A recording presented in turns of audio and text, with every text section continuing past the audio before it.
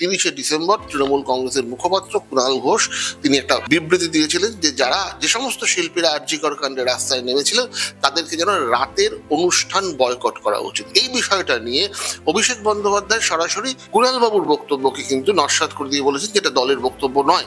একই দলের দুজন মানুষের মধ্যে যে বিতর্ক, এই জায়গাতে ভারতীয় জনতা পার্টির কি স্থান?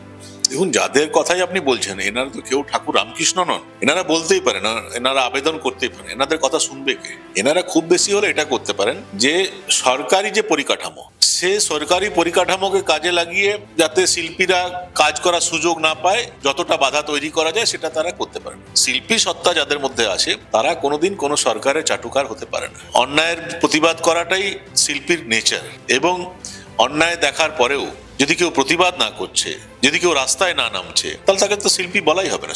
শিল্পীর চরিত্রের মধ্যে তো প্রতিরোধ আছে, প্রতিবাদ আছে। শিল্পীর প্রতিরোধ করার, প্রতিবাদ করার ক্ষমতা কেড়ে নেওয়া মানে হলো তার শিল্প সত্তাকে শেষ করে দেওয়ার চেষ্টা। এই চেষ্টা কুণাল বাবুরা করতেই পারেন, কিন্তু তারা সফল হবে না। এটা বাংলার মাটি, এবং সিপিএম এই চেষ্টা করেছিল, তার পরিণতি কি হয়েছে মানুষ তার জবাব দিয়ে দিয়েছে। তৃণমূল চেষ্টা করছে, করুক, তো মানুষ সঠিক সময় তাদের সঠিক জবাব দিয়ে দেবে।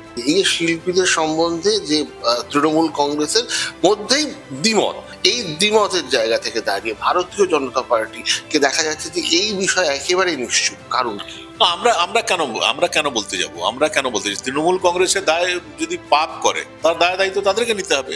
আমরা খোলা পরিসর, আমরা বিশ্বাস করি যে ডেমোক্রেটিক সিস্টেমের নিয়মই হলো যে সরকারের সমালোচনা করার অধিকার থাকবে। আপনাকে একটা ছোট্ট উদাহরণ দিই। হিন্দিতে একটা পত্রিকা বেরোয় হংস, মুন্সি প্রেমচন্দ সেটা ফার্স্ট স্টার্ট করেছিলেন, পরবর্তী ক্ষেত্রে রাজেন্দ্র যাদব, তারপর এখন সঞ্জয় সাহায়, তারা এটা লেখেন। মূলত যারা একটু লেফট ওরিয়েন্টেড যারা আছেন তাদের লেখা এটাতে বেরোয়, এবং তারা সরকারের বর্তমান যে কেন্দ্রীয় সরকার তার তীব্র সমালোচনা করে।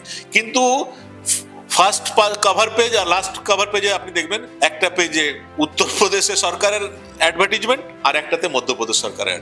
এটা এই কারণে হয় যে ভারতীয় জনতা পার্টি বিশ্বাস করে যে আপনি একটা দর্শনে বিশ্বাসী হতেই পারেন, আপনার মত প্রকাশের স্বাধীনতা আছে, আপনার মতের সঙ্গে আমি একমত নাও হতে পারি। আমি যদি আপনার মতের সঙ্গে একমত না হই, তাহলে পরিপন্থী যে দর্শন, সেই দর্শনকে প্রতিষ্ঠিত করে আপনাকে পরাস্ত। কিন্তু আপনাকে বলতেই দিলাম না, আপনাকে চুপ করিয়ে রাখলাম, আমি শ্রেষ্ঠ, এটা প্রমাণ করার চেষ্টা করলাম, এই দর্শনে বিজেপি বিশ্বাস করে।